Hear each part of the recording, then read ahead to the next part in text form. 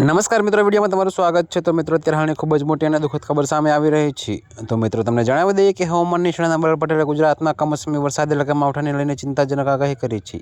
તેમના અનુમાન મુજબ 30 ઓક્ટોબર સુધી રાજ્યમાં મોટાભાગના વિસ્તારોમાં વરસાદી માહોલ યથાવત રહેશે। જી હા મિત્રો, તો તમને વધુમાં એ પણ જણાવી દઈએ કે જો કે મિત્રો, મળતી માહિતી પ્રમાણે જેમાં દક્ષિણ ગુજરાત અને સૌરાષ્ટ્રના કેટલાક જિલ્લાઓમાં ભારેથી ભારે વરસાદની સંભાવના છે। તો આ ઉપરાંત 2 નવેમ્બર સુધી સામાન્ય વરસાદના ઝાપટા પડવાની પણ સંભાવના છે।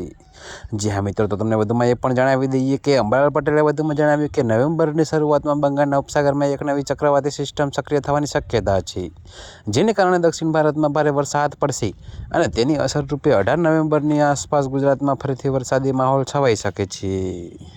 જી હા મિત્રો, તો અત્યારે હાલ માટે આટલું જ। મળીશું નવી અપડેટ સાથે। અને જો તમને અમારા વિડીયો પસંદ આવતા હોય તો વિડીયોને લાઇક, કોમેન્ટ, શેર અને અમારી ચેનલને સબસ્ક્રાઈબ કરવાનું ભૂલતા નહીં મિત્રો।